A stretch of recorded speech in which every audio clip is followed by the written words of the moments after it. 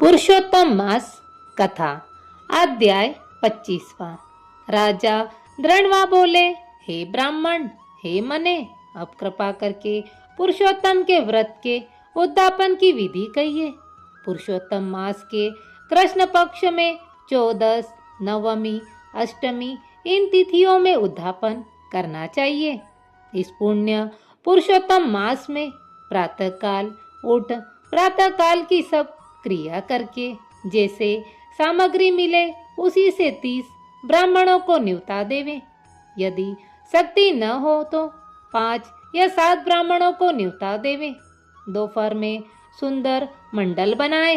मंडल के ऊपर तांबा या मिट्टी के छिद्र रहित 4 कलश स्थापित करें।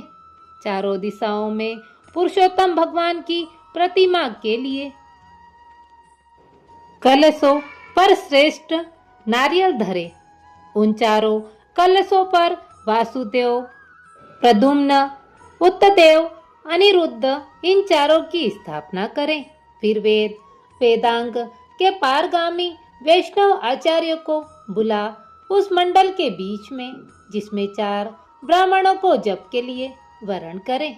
उन ब्राह्मणों को अंगूठी आदि से युक्त 2 वस्त्र देवे।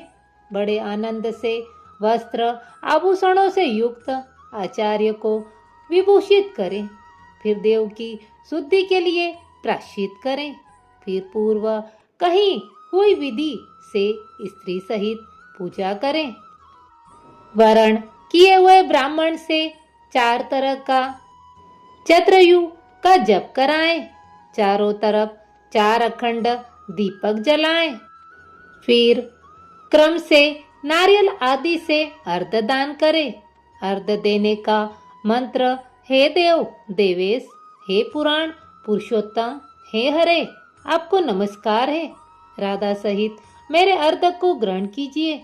नवीन मेघ के समान श्याम दोनों हाथों से मुरली लिए हुए पीतांबर धारण किए हुए राधा सहित पुरुषोत्तम देव को मैं नमस्कार करता हूँ। फिर राधा सहित भगवान को साष्टांग नमस्कार करें।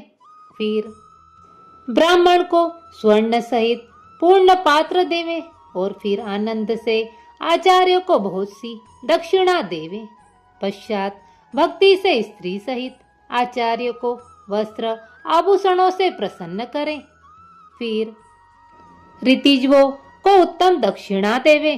स्त्री पुरुषों के पहनने योग्य वस्त्र शंकर पार्वती के नाम से देवे।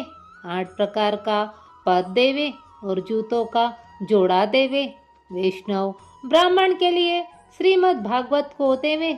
चंचल आयु विचारता हुआ अपनी शक्ति के अनुसार जल्दी देवे, देर न करे। साक्षात अद्भुत भगवान के रूप में श्रीमद् भागवत को जो पंडित ब्राह्मण को देता है वह करोड़ों कुलों का उद्धार करता है और अप्सरा गणों से सेवित विमान में बैठकर योगियों को भी दुर्लभ गोलोक में जाता है।